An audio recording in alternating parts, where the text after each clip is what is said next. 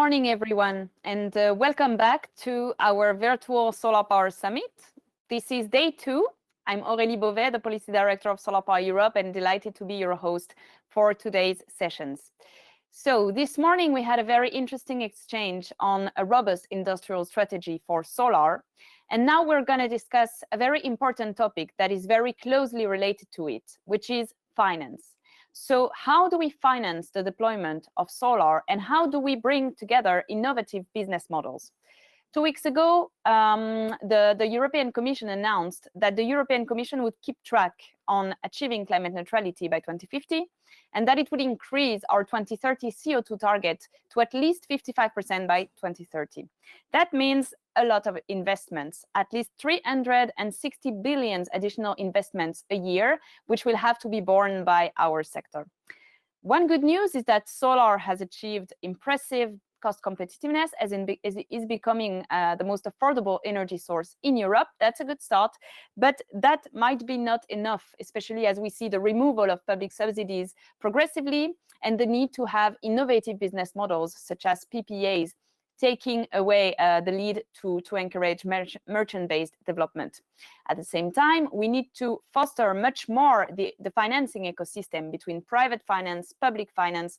What can be the role of the EIB as the climate bank to help us bring forward this transition? So I think at this point in time, I have asked more questions than given answers. But the good thing is that our colleague Marcela Bordena, which is Senior Policy Advisor at Solar Power Europe and coordinating our finance workstream, will make sure that you get as many answers as possible in the next session. She will be your moderator. So I wish you a great time, and Mercé, the floor is yours. Thank you very much, Aurélie. It's my pleasure. And indeed, good morning, everyone. I am Marcela Bordena, and indeed I am the Senior Policy Advisor at Solar Power Europe, and I oversee the activities related to finance. So actually, before I say anything else, I would like to remind our audience the announcement made yesterday by the director of the International Energy Agency, Fatih Birol. So we know that solar will become the #1 electricity capacity in Europe within 5 years. And that is overtaking any other electricity source. So this new data confirms what our own studies have shown, and that is the solar has a very bright future as the lowest cost and also the most scalable energy technology. And mainly because of these two characteristics, it will play a leading role in transitioning Europe to a climate-neutral future. But for this transition to be a success, of course, we need to leverage significant levels of investment into solar projects in the next decades. And for this reason, we are here today to discuss the latest trends in solar financing and also the latest business models to take solar to the next level in a post-subsidy era. So before we proceed with our fantastic panel, I would like to let you know that we are using Slido. So please open a browser, just type Slido, and then enter this code, Solar Power Summit, and submit your questions. So we would be receiving your questions over the session, and then we will have the opportunity in the Q&A session to ask some of these questions to the panelists. Awesome. So before we proceed with the discussion, I would like to introduce you to our amazing panelists. Among us, we have Mark Uman, the EU Senior Energy Lead at Google.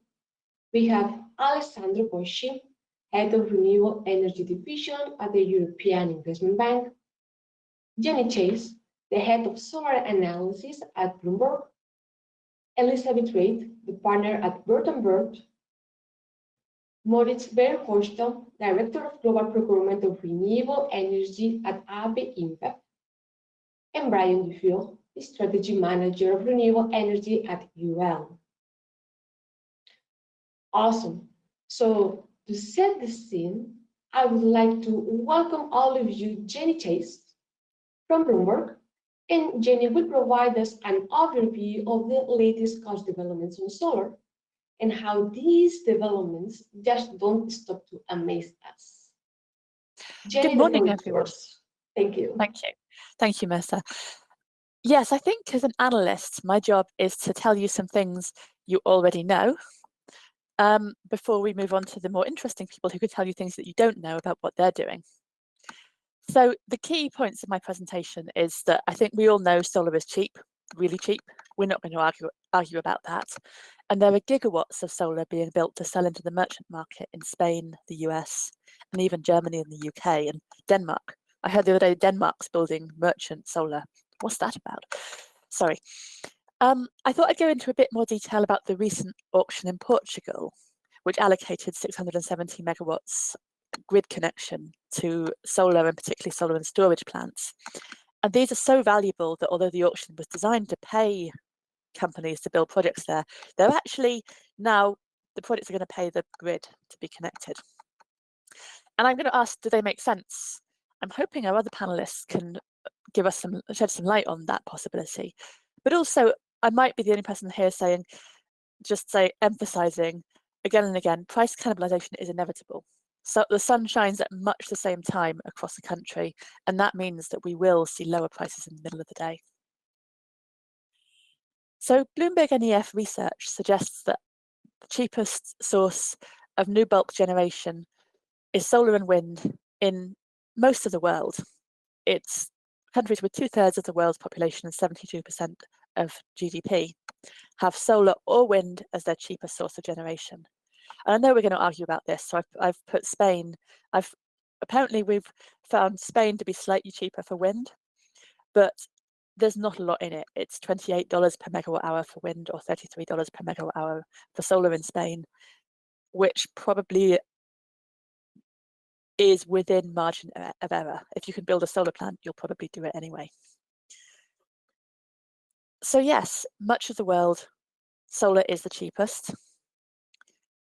And that's pretty exciting. So what happened in Portugal? Well, this is our best way of representing the bids submitted under the 3 options in Portugal's 2020 PV plus storage auction. There's just one company, Solar Engarada, which bid to supply power at 11.2 euros per megawatt hour for 15 years. But most of the bids actually bid to supply electricity for the first 15 years and pay to feed it into the grid, either through option 2, which was a per megawatt hour payment, and most of them bid to pay more than 30 euros per megawatt hour to supply to the grid, or option 3, which is a capacity payment to be connected to the grid. So we've moved beyond solar taking subsidies in Portugal, and we've now moved to what does solar pay to be connected to the grid.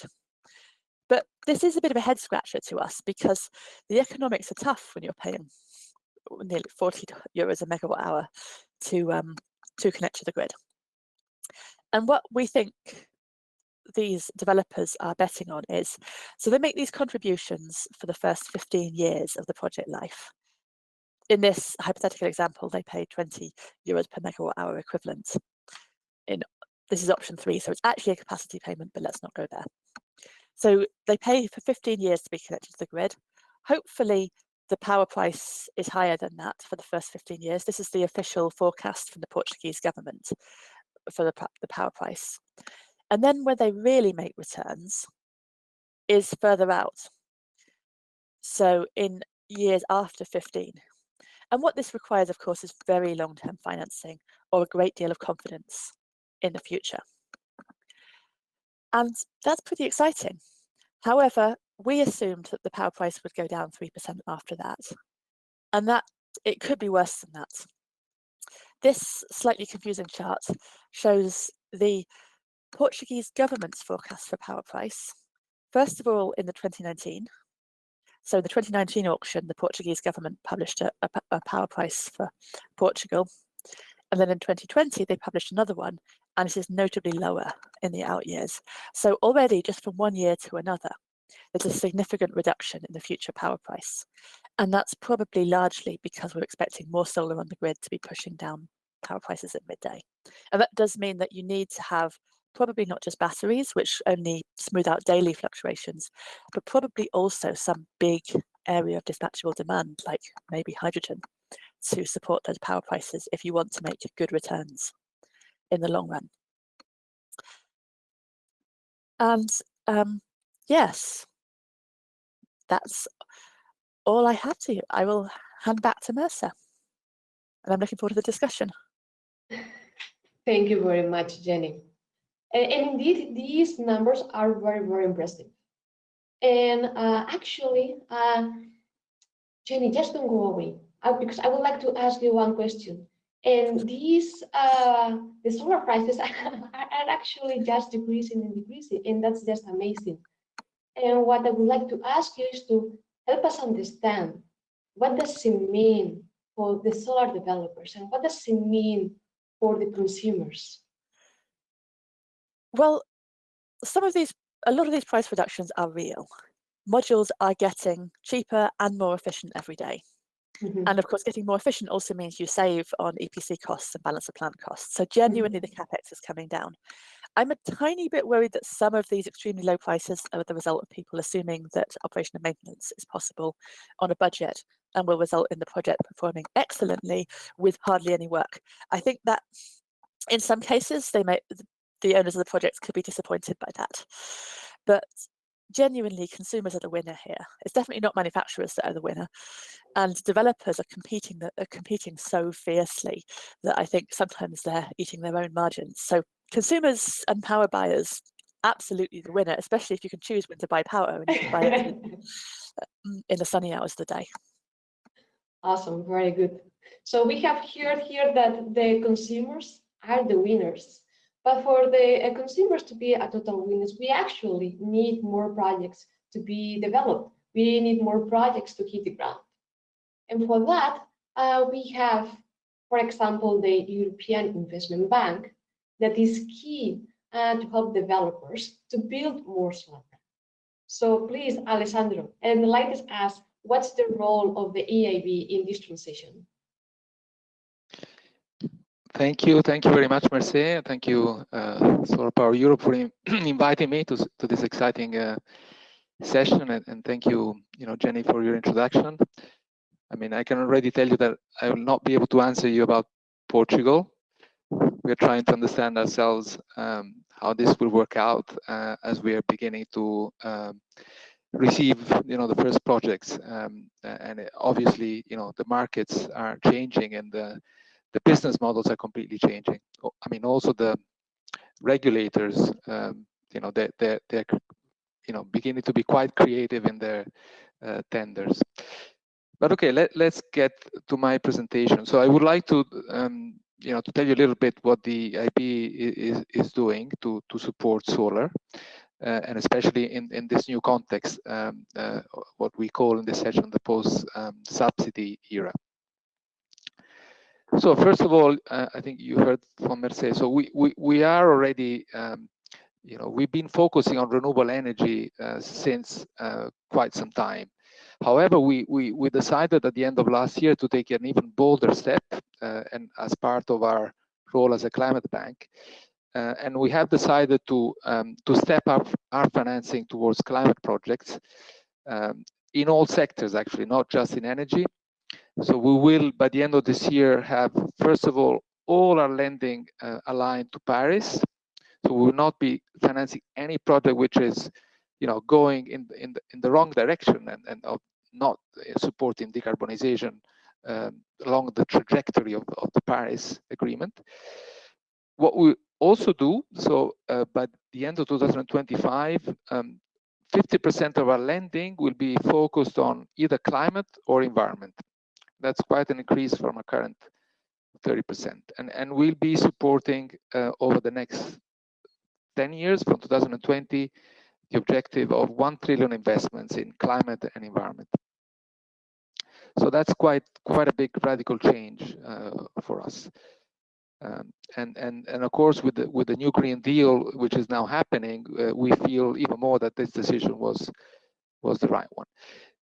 maybe just in one slide, I mean, what does the EIB do? Of course, we are a bank, so I think the main thing we do is lending. And there are various products. We have quite a broad financial toolkit in terms of loans. For the solar sector, I put on the right, the typical, financial products you would see to finance solar projects. So it can be project finance, it can be corporate loans. Framework loans are loans which where we lend to banks, which then on lend to projects, and this can be for typically smaller size projects. We can also do equity. Normally, we do that not through direct equity, but rather through equity funds. Another important component is what we call the blending. I mean, of course, we co-finance with other banks, so we're not the only lender, of course. Our role is actually to crowd in commercial banks rather than the other way around. But I mean, we have also the possibility to blend with money, for example, from the Commission and what we call financial instrument.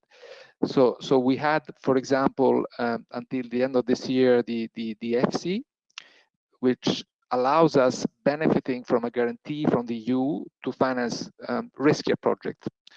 And this has been quite an instrumental tool actually to finance renewables in a market where the exposure to prices is becoming higher.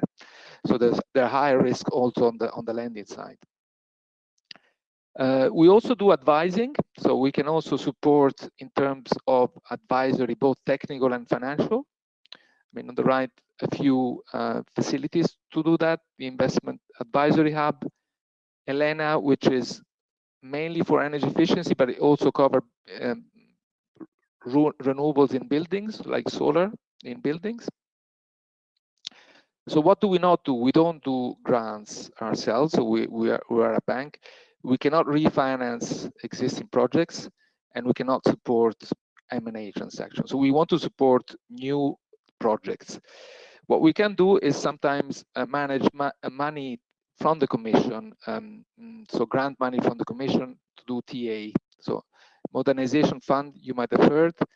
Innovation fund, it could also be quite relevant for solar, as this covers low carbon technology, innovative low carbon technologies.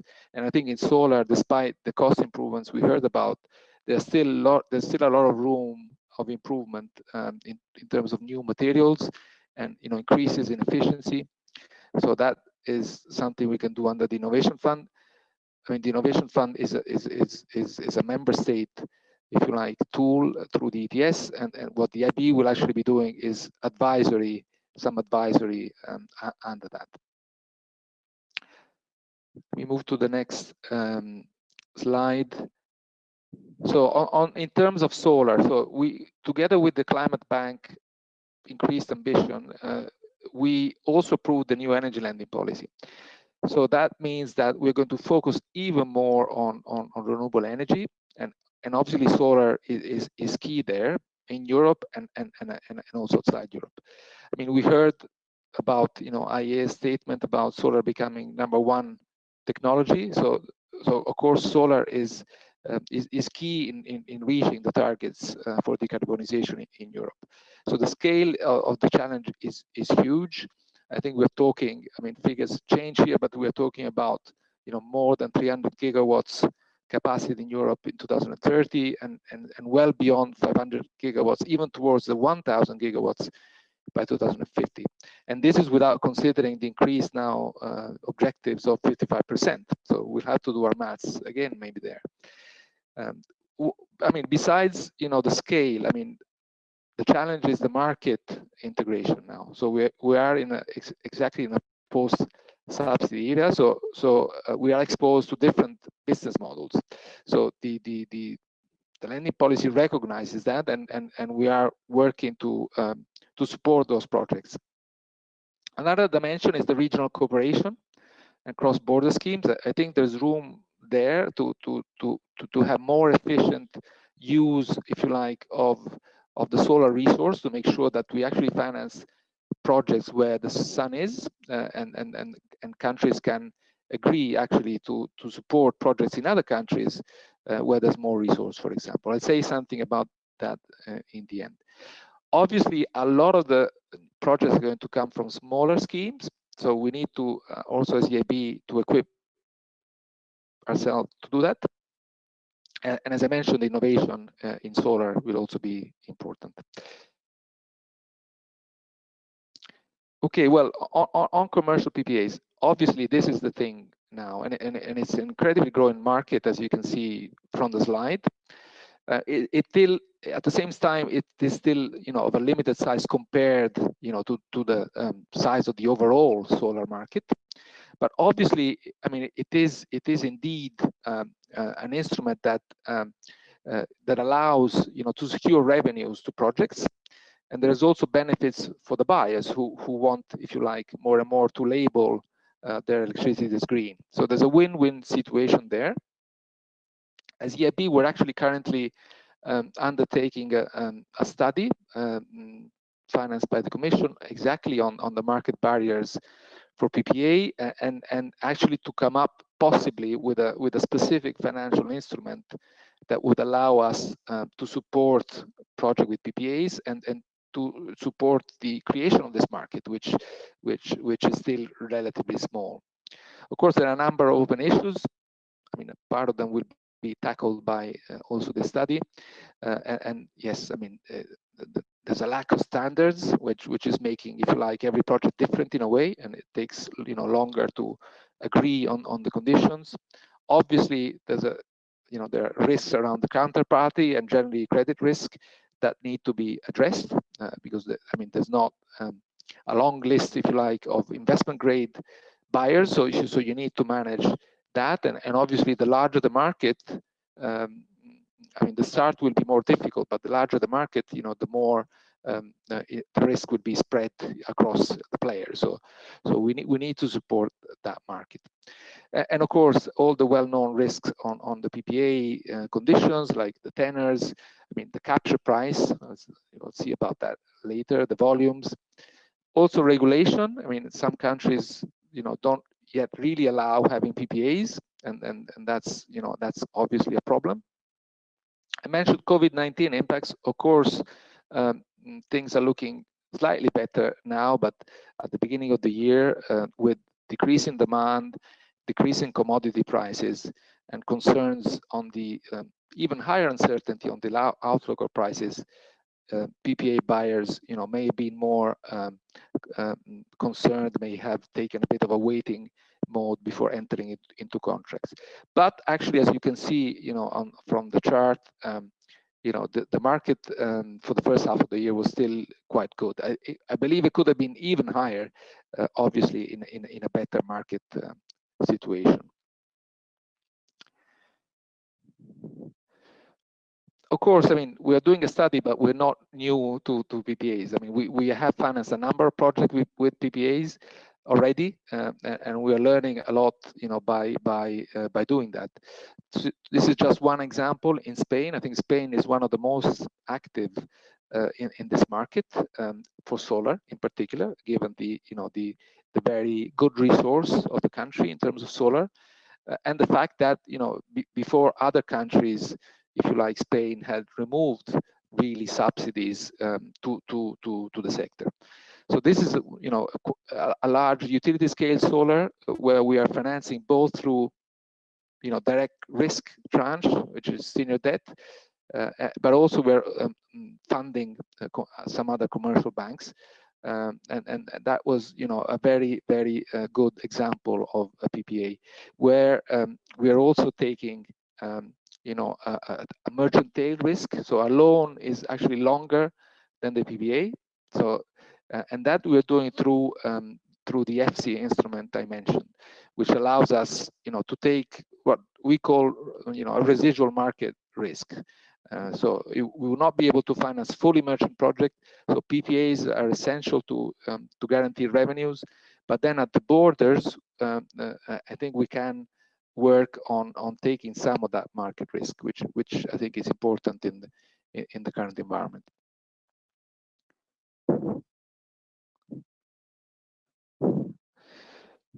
Okay, I would like now here to to raise this point because I think, you know, PPAs will do a lot, but they may not get us there actually. And that's actually you know, a question that I would like, you know, also for the other panel members. I mean, of course, the big challenge we have now in the absence of subsidies for all of us in the sector is, I mean, where are the prices going to go? I mean, we need to forecast the prices. And, you know, out there you have the widest range of possible scenarios coming from many consultants. Here's just an example. So this is not, you know, what necessarily the I think or the AB thinks, but we are seeing more and more scenarios where the price is captured by the projects, especially for solar, which is more subject to cannibalization, especially in countries where there's a high degree of penetration of solar. So you have a lot of solar at some point producing at the same hours of the day and actually setting the price. So at those hours, the prices are going to be pretty much close to zero. And the hours at which price will instead be set by gas, for example, are going to be lower and lower. So there's a big risk for solar that, you know, prices will go even below the LCOEs. If that happens, of course, we won't see PPAs in those instances, or at least if PPA buyers take, you know, the same view of the market at some point, because they may think, you know, we want to be in the money, and there's a risk that this might not happen. I mean, of course, to forecast prices, there are a number of variables that play in, like, you know, commodity prices, carbon prices, what is the demand. But one key thing that I wanted to share that distinguishes, you know, between scenarios of consultants is, do you plug in actually the capacity targets of the country, or do you instead assume that capacity will be built only if prices allow for it? Of course, in the second scenario, you'll only see prices that, you know, make projects bankable. However, you know, with the very ambitious target of the EU, this may not happen, and then it may be the case that you will need some kind of public support schemes like CFDs. Countries can decide to do that. Some countries are doing that. And then, if you like, it's also an option on the market to choose whether to go for them or not, no? Because we're seeing also, you know, zero subsidy tenders results. But I mean, I think we should not discard that in order to get the targets, we may need as well some kind of revenue support from the governments. But you know, the good news, as I think, as Jenny said, however, this is in a situation where the price is really going low.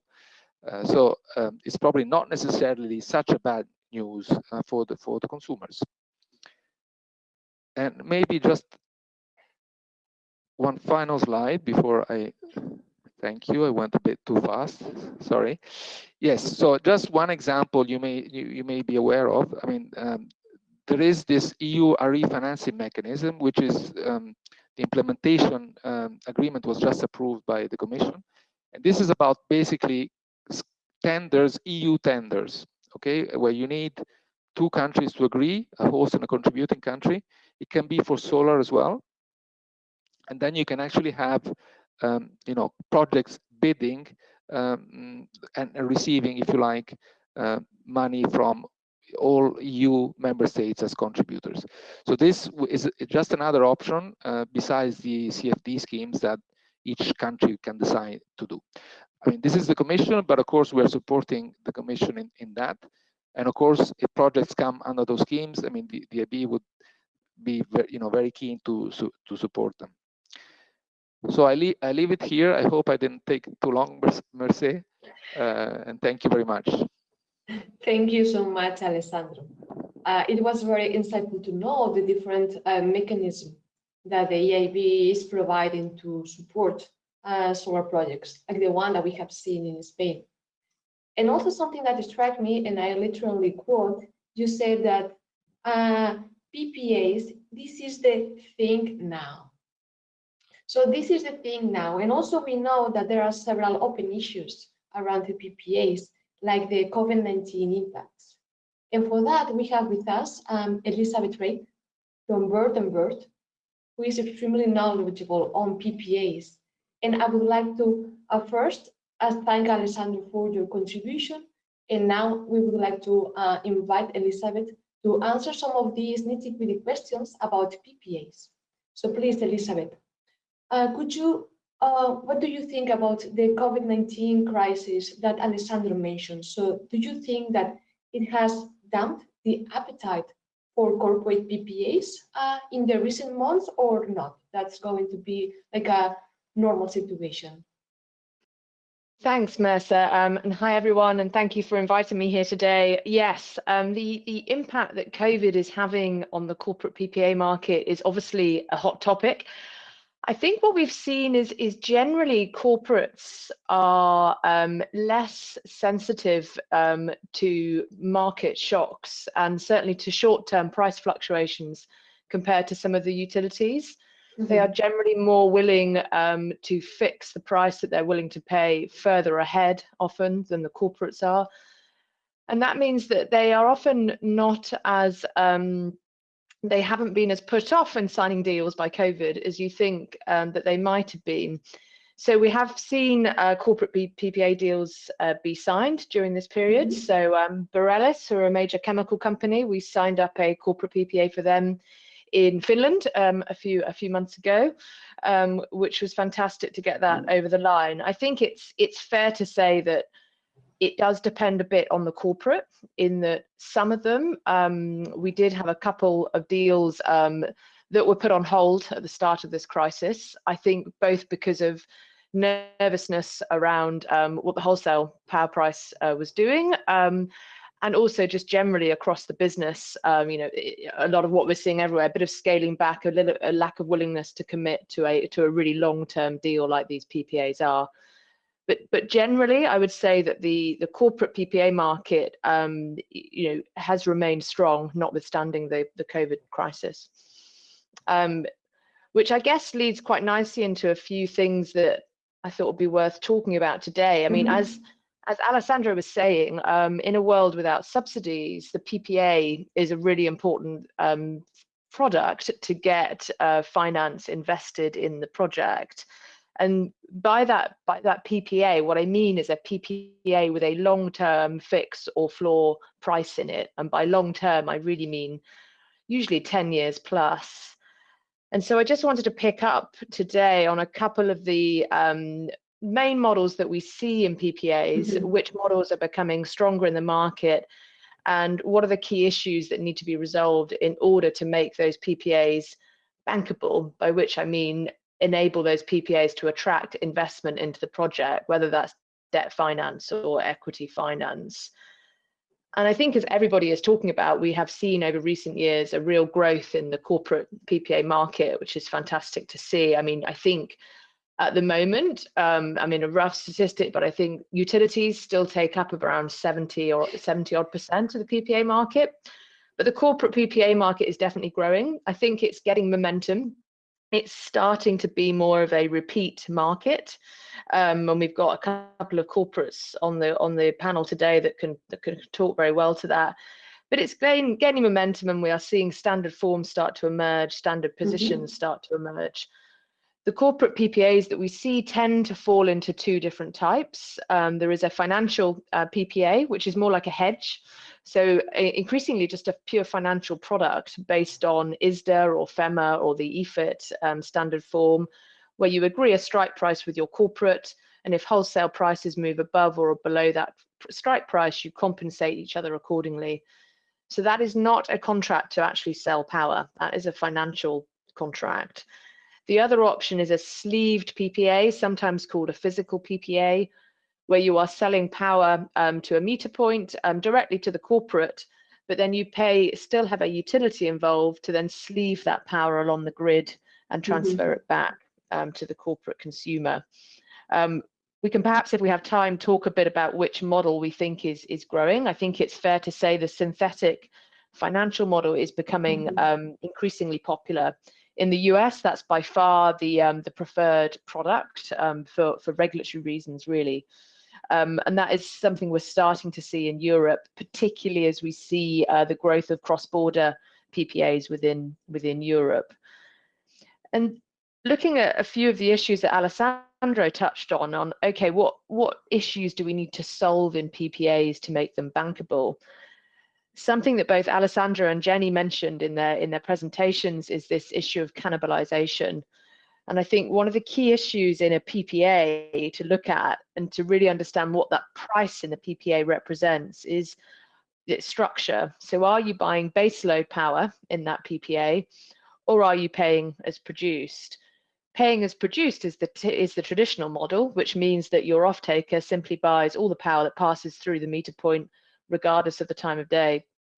If you're selling baseload power, you're basically saying, I'm going to sell you a fixed amount of power per day, even though actually your wind or your solar farm will have a curve to it, Right. because solar obviously produces more power in the middle of the day, as we were saying, than in the night when there isn't sunlight. If you're selling baseload, often you can get a better price for selling baseload because of this cannibalization issue we were talking about. If you're a bank investing into a project company generator that is entering into a PPA for baseload power, that investor is going to want to see how have you backed off that risk. So if you're selling power at night for that fixed price, how are you going to top up and compensate to that base load when you don't actually have physical power in your plant to produce? And so that's where you start looking at products to back off that risk and to top up to base load. But yeah, a key issue to look at is, are you selling base load or are you paying as produced? Another key issue is the term, which is kind of obvious, but it goes to the heart of really what the value of that price is. And then again, how investable and bankable your PPA is. Generally, we tend to look at 10 to 15 years.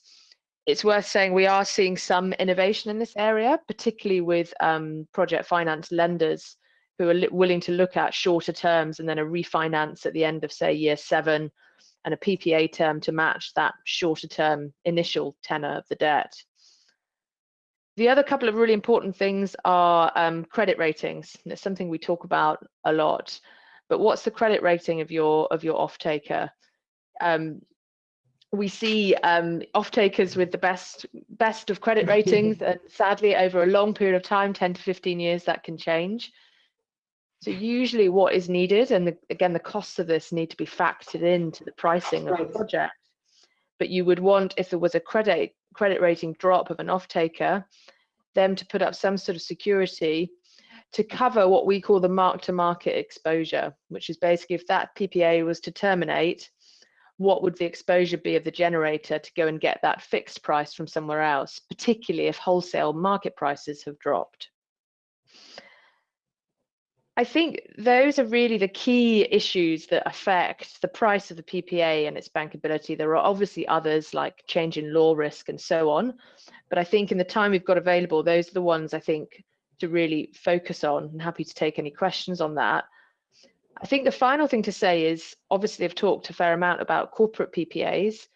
I think it's worth saying that another important trend we're seeing in the market is utilities starting to compete in this market again, and utilities as well as energy traders, so the likes of Axpo and so on.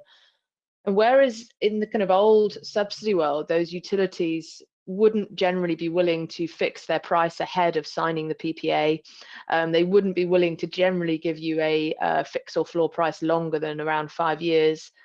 That is now starting to shift, and we're seeing those players, the utilities and the traders, starting to offer longer term fixed floor prices, so for 10 years, and also being willing to commit to that price ahead of time, enabling the generator to sign up the PPA before they start the build and use the PPA to raise their build costs.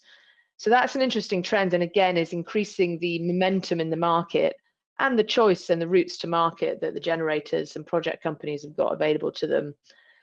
The final trend, just to finish up on, how really are we going to... Final one is the growth of on-site private wire solutions. And so everything I've talked about till now has been off-site solutions. I think the growth of on-site private wire solutions, looking at how those corporates can really self-generate and use their own green power, is a really hot topic. It's something I know Mark from Google is going to talk about. So thank you. Thank you so much, Elizabeth. And indeed, now we have Mark Kuman, who will enlighten more on this specific corporate PPAs. So Mark, could you please explain us what Google has been doing and is going to do in this area?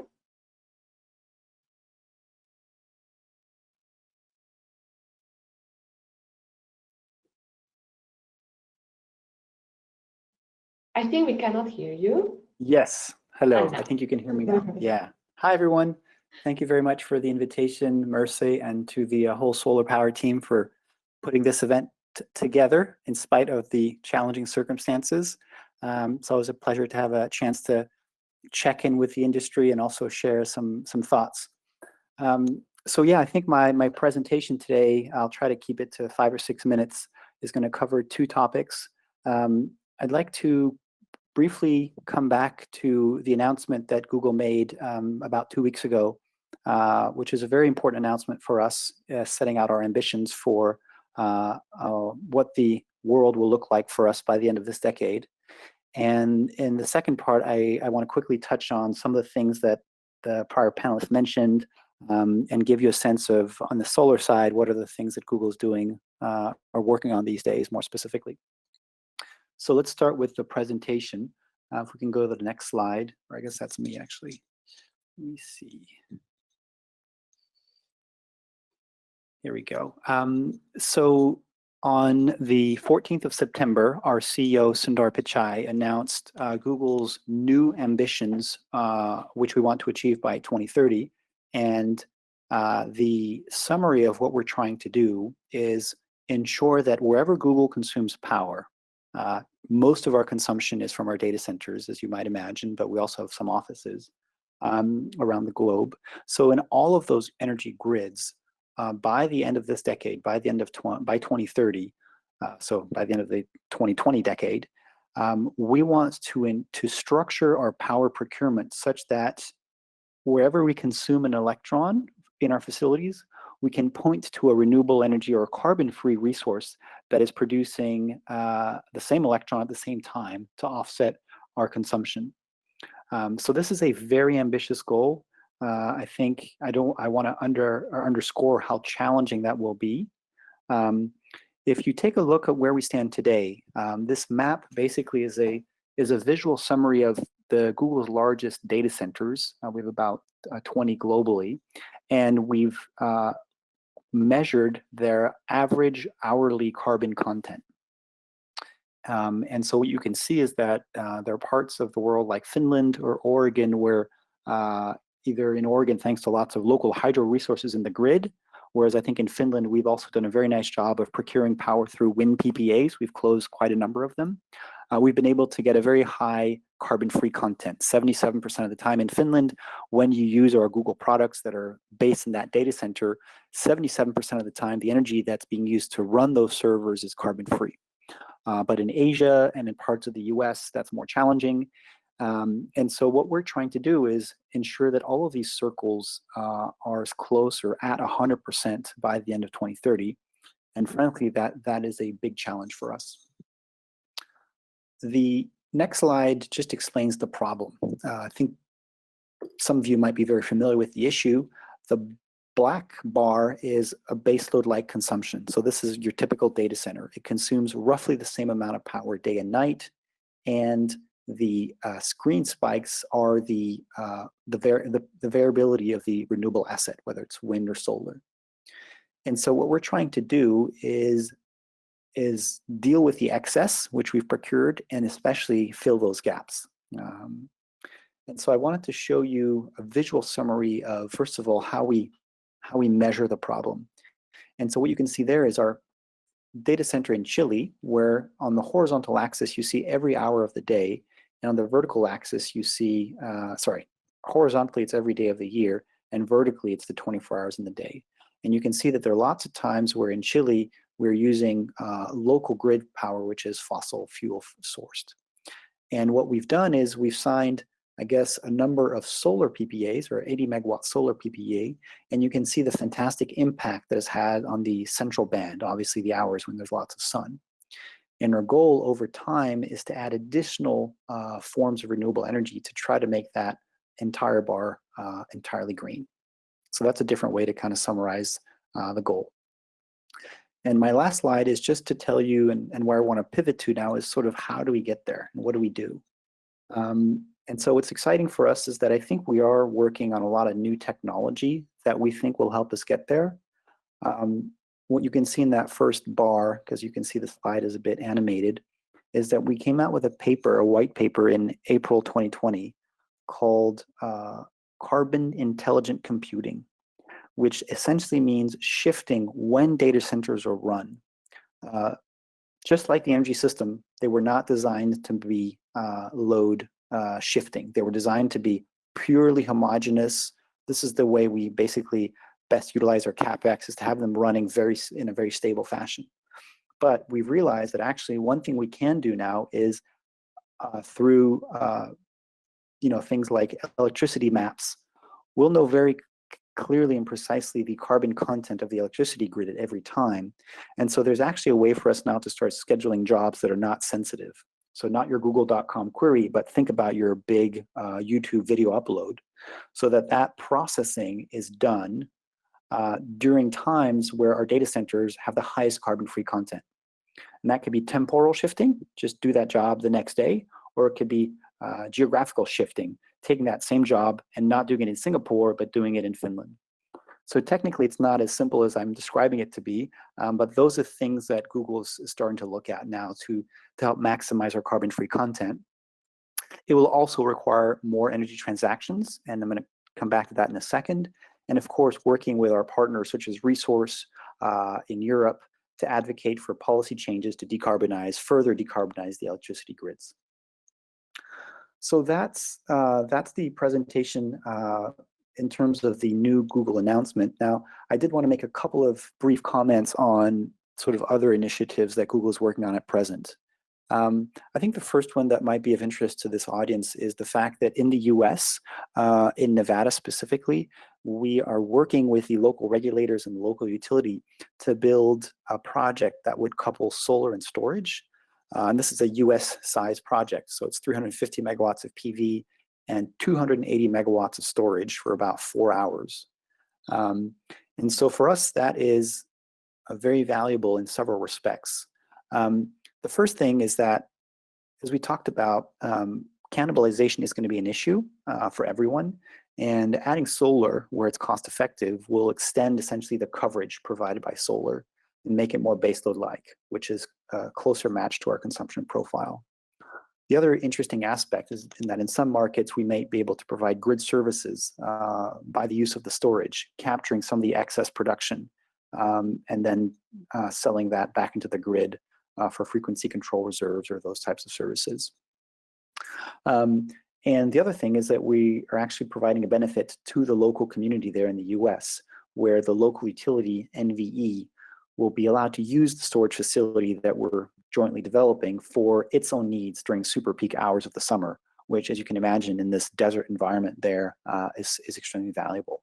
So it's a real win-win-win for Google, for the local utility, and the ratepayer base there, the folks that pay their power bills in Nevada. And this project is being reviewed now and should be approved by the end of 2020 by the local regulators. So in my mind, solar and coupled with storage is something we should all be looking at. The economics of storage are still, expensive, but we're noticing a similar trend in cost declines that we observed in wind a while ago, in solar as well. We're now seeing in onshore wind, and it seems that solar storage itself is following a similar cost reduction pattern. Briefly on some of the things that Elizabeth mentioned, I think from our perspective, we really want to push the industry to have more consumer or buyer-friendly terms and conditions. We would obviously say something like that as a consumer ourselves, but we really do see the need to kind of push along the industry so that solar PPAs can be signed more easily by a larger number of corporates. There is a bit of a bottleneck in terms of development pipeline in some countries, but we think that accelerating the ease of uptake by more consumers will help. Now, the good news is that there does seem to be an emergence of an ecosystem around corporate PPAs. I know of at least 3 platforms that are trying to connect buyers and sellers, and we think that's great. And also, it seems like law firms are now becoming more familiar with this product, which is also great.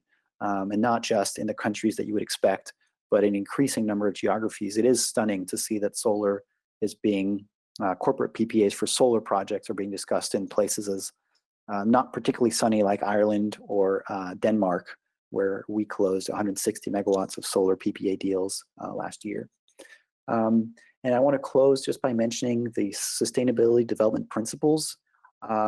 There are different, along with scaling the solar industry, I think we should all embed very durable, sustainable principles within solar itself, whether it's the recycling of solar panels or embracing biodiversity and proper land use. So that's something that we're looking at very closely within our own sustainability organization. And I think everybody who wants to see solar succeed should also think about as they engage in, solar development, solar construction, solar offtake.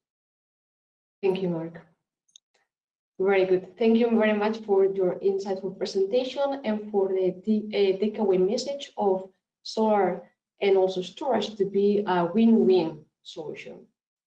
And we are going to move to the next presentation because we are running a little bit out of time.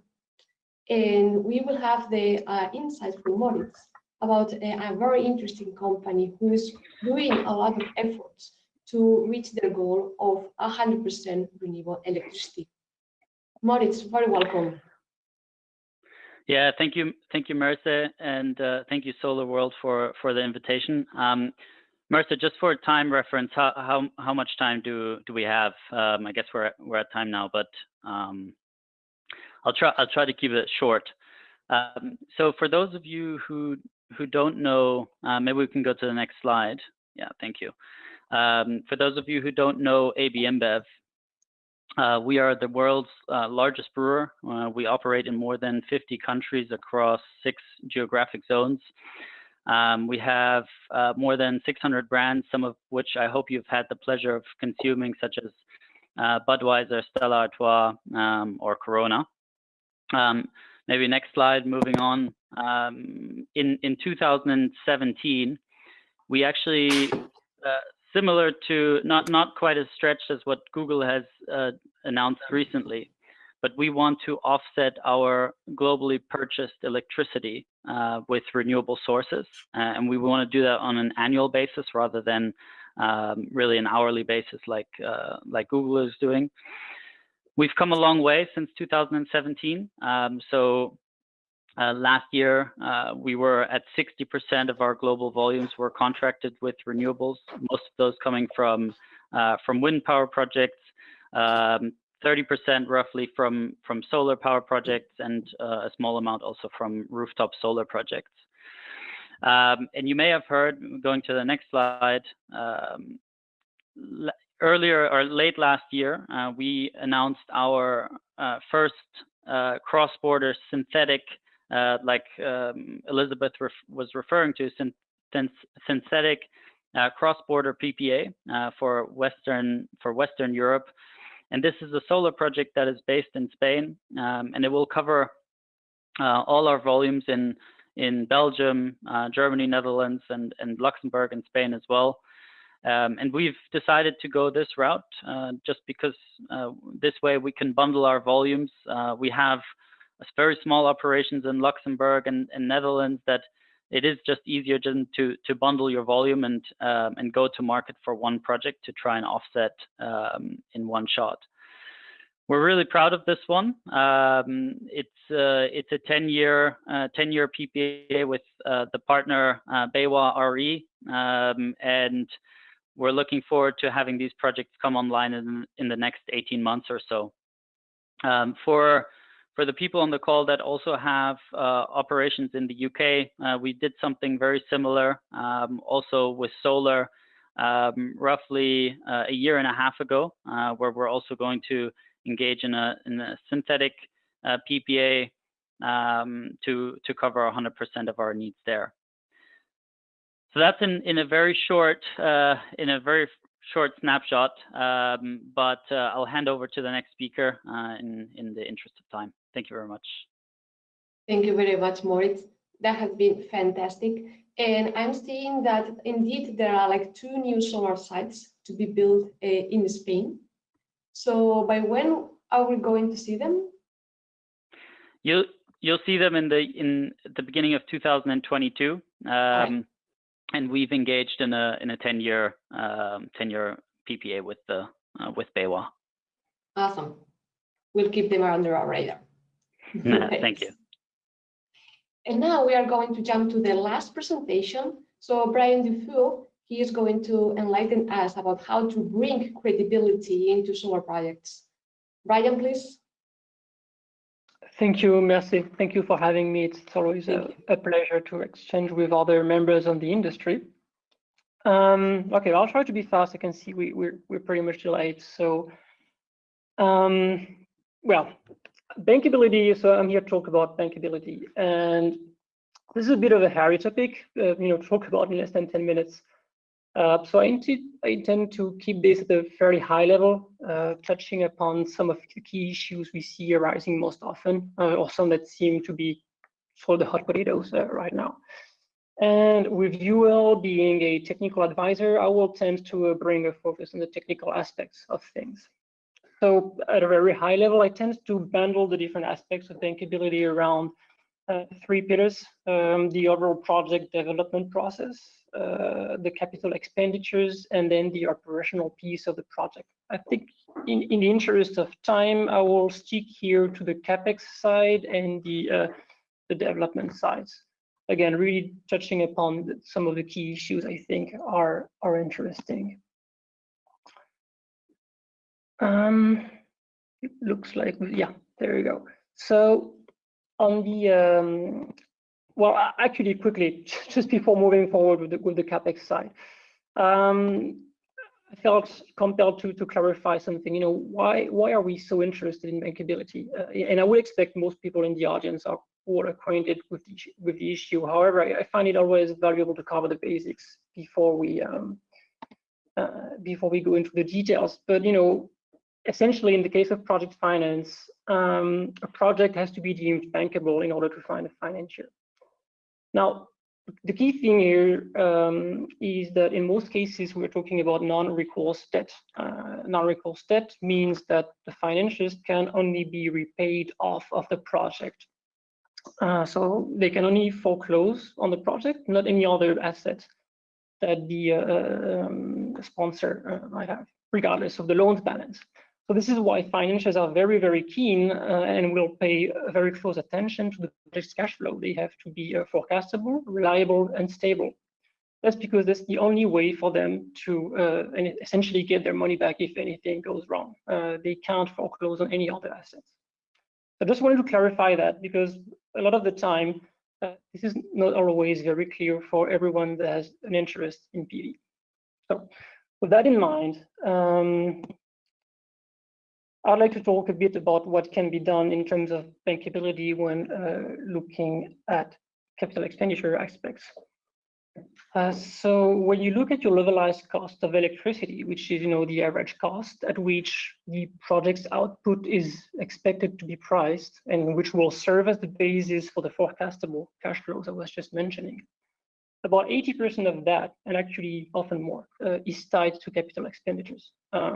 Within CapEx, about 80% of that will be tied to hardware, so panels, wiring, racking systems, etc. And within hardware costs, about 80% that will consist in panel and inverters, mostly panels. So that means that up to 50%, sometimes even above, of your LCOE will depend on your panels. The financiers will pay very close attention to your panels. So with that in mind, when a financier assesses your suppliers, essentially they're just like you and me, they try to make it easy for themselves. So they tend to go with the people they know. That means that you will almost always want to go with whitelisted suppliers. It means those who have been already vetted by your financiers. So for modules, we can talk about the big league manufacturers, Trina, Jingo, Longa, etc. That being said, we've seen projects approved with non-whitelisted components, but in the case of modules, you should be prepared to spend time and money documenting reliability and other aspects if that's what you are interested in doing. So not that common, but it can happen. Simply be aware of your budget and schedule if you plan on doing that. And with that said, with the rapid pace of innovation and new modules coming to the market all the time, we see additional module testing and inspections being carried out almost all of the time on large projects. And this is particularly true and relevant for technologies still deemed in their relevant relative early days, such as PERC or bifacial. And here, some of the aspects that will yield the most benefits in terms of bankability and as well in terms of peace of mind for you are factory inspections and performance and durability testing. So when I say factory inspections, it mainly consists in sending inspectors to your supplier's production line to check that production and shipping are on par with contractual requirements. In terms of module testing, you often use IEC 61215 as a baseline. So that's the standard against most panels are certified today. So we would take sample, check that these samples are meeting the standard. And a lot of the time, if we are interested in performance or durability, we would extend the duration of the testing beyond the standard. And so if you're interested in building in a specific place, like a desert, we could add things such as abrasion factors and dust. If you use PERC modules, there is there's a specific test, the delight and high temperature degradation tests that we find are particularly important for PERC. And the point here is that basically you have to be, the choices we'll have to make are really dependent on the type of technology, the supplier, and the location you will choose for your project. And so just be mindful of those few effective ways to boost the bankability of your project, which consists really in basically proofing your choices. Perfect. Well, I had a few more things about product development, but yeah, I see, Mercy, we are out of time. So please go ahead and take the floor. Awesome. Thank you very much, Brian. Anyway, we will have the opportunity also for the audience to send us all the questions, and we, of course, we will pass them to you, so you can address them if you feel the need, and we will do our best to liaise between the audience and also our panelists for any other question, any other doubt that they may have over this representation. So now, to conclude, because we are running a little bit out of time, as you may have noticed, I would like also to conclude with one question for each of you, and please answer it very briefly, just one line. So if now we have our audience and they have hearing you about what needs to be done to get more projects being built. So each of you from your perspective, now one line. What do you think, for instance, Brian, I have your first here in line. What do you think that our audience needs to know for them to take more projects hitting the ground? Well, if I talk from the technical side, yeah, well, so just, be aware of your financial models. This is where we find a lot of the things, a lot of the projects that get pulled out, especially in terms of, well, yeah, so just be aware of your financial models and, get your assumption checked, and that will take you a long way. Thank you. Elizabeth? We cannot hear you. Sorry. Standard PPAs where it's transparent what the price includes. Very good. Jenny? Some kind of dispatchable demand, heavy electricity demand for maybe for making heat, for storing energy as hydrogen, something that is potentially seasonal storage. I think we need to see some of that emerging around 2030 to feel any confidence that cannibalization is not going to be a killer for solar projects. Very good point. Mark? Yeah, I would argue in favor of policies that build into the national targets corporate PPAs. I think Ireland has done something like that, where 15% of their additional new renewables have to come from corporate PPAs. And it'd be nice to see other countries like France or Germany, where there's still a feed-in tariff, follow in those steps. Thank you. Alessandro? Maybe just to add one thing that hasn't been said, which is not fully on the promoter, but I think one other big barrier is the permitting, which is very complicated in some countries and is delaying projects. So I think besides the regulation of PPAs, I think you need also simpler permitting, especially for the smaller scale, for example, projects, which will also be key for solar to get to the targets. Indeed. And Moritz? Yeah, last thing maybe for me, for corporate like ABN, the biggest thing here is finding or identifying the right development partner that you're going to work with and basically marry to for the next 10, 15 years. Awesome. Thank you very, very, very much, everyone, each of you. Thank you for your fantastic insights and for being us today. And also I would like to thank your audience for being with us. And now, before saying you to enjoy the rest of the summit, I will give the floor to my colleague Aurélie. So please, Aurélie, the floor is yours. Yes, thank you, everyone. It was a really insightful session. And indeed, I think there will be many opportunities for you to exchange with the audience later on. So indeed, a bit more standardization, certification in our sector, supporting PPAs, better policy frameworks, and in general, encouraging flexibility markets to avoid cannibalization. I think the panel today showed a wide array of solutions in how we can finance solar and ensure that we shine beyond subsidies. And now, well, I just have to tell you a very short goodbye. In fact, we will be meeting again in 15 minutes only. So that's enough for you to have maybe a little coffee. The next session will be on solar, sustainability, and the circular economy, another very important pillar of the European Green Deal. And as we could listen to this morning in the first session, one of the key enablers, as we see it, of a European industrial strategy. So stay tuned, and the next session will start in 15 minutes.